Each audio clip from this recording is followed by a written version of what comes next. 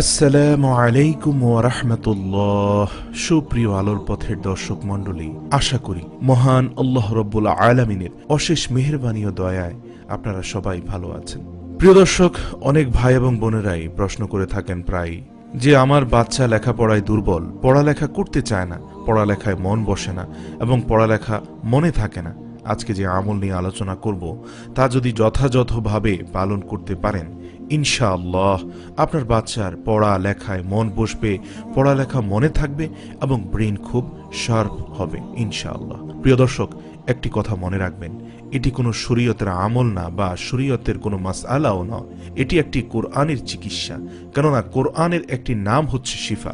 রাসূল সাল্লাল্লাহু আলাইহি সাল্লাম বলেছেন, খায়রুদ দাবাই আল কোরআন, অর্থাৎ সবচেয়ে উত্তম ঔষধ হচ্ছে কোরআন পাক। সুবহানাল্লাহ। সুনানে মাঝহাতে হাদিসটি আছে।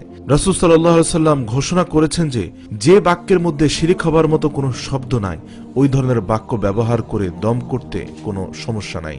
মুসলিম, আবু দাউদ। রাসূল সাল্লাল্লাহু আলাইহি সাল্লাম এটিও বলেছেন, তোমাদের মধ্যে কেউ যদি অন্য ভাইয়ের কোনো বস্তু দ্বারা উপকার করতে পারে তাহলে করবে। সুতরাং আমলটি করার নিয়ম বলছি। প্রথমে 3 বার দুরূদ ইব্রাহিম পড়ুন, তারপর সূরা আলাম নাশরাহ 7 বার পড়ুন।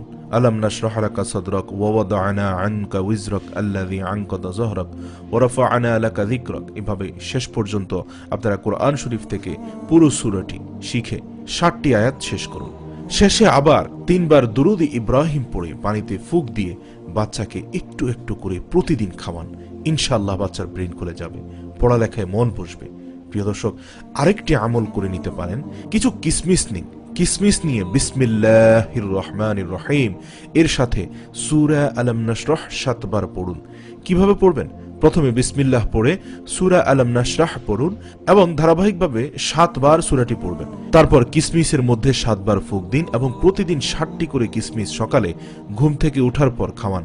ইনশাআল্লাহ বাচ্চার ব্রেন খুলে যাবে, পড়ায় মন বসবে। সূরা আলাম নাশরাহটি তেলাওয়াত করছি। আলাম নাশরাহ লাকা সাদরাক ওয়া ওয়াদা'না আনকা উযরাক আল্লাযী আনকাদা যাহরাক ওয়া রাফা'না লাকা যিকরাক ফাইন্না মা'আল উসরি ইউসরান ইন্না মা'আল উসরি ইউসরা ফাইযা ফারাগতা ফানসাব ওয়া ইলা রাব্বিকা ফারগাব। অর্থাৎ, আমি কি আপনার বক্ষ উন্মুক্ত করে দিইনি? আপনার উপর হতে আপনার সে বোঝা লাঘব করে দিয়েছি, যা আপনার পৃষ্ঠকে বক্র করে দিয়েছিল। আপনার স্মরণকে আমি মহিমান্বিত ও উচ্চ করে দিয়েছি। কাজেই আপনি যখন অবসর পাবেন তখন আল্লাহ রাব্বুল আলামিনের ইবাদতে পরিশ্রম করুন এবং স্বীয় প্রতিপালকের প্রতি মনোনিবেশ করুন। সুবহানাল্লাহ। কতটা আবেগ মিশ্রিত কণ্ঠে রব্বুল আলামিন তার প্রিয় হাবিবের নিকট এই সূরাটি নাজিল করেছেন। আপনি আপনার সন্তানের জন্য এই সূরাটির উসিলায় সূরাটি পড়ে এভাবে আপনি আমলগুলো করতে থাকুন। ইনশাআল্লাহ অবশ্যই অবশ্যই রব্বুল আলামিন আপনার পরিশ্রমের ফলাফল আপনার নিজ হাতেই আপনি দেখতে পাবেন।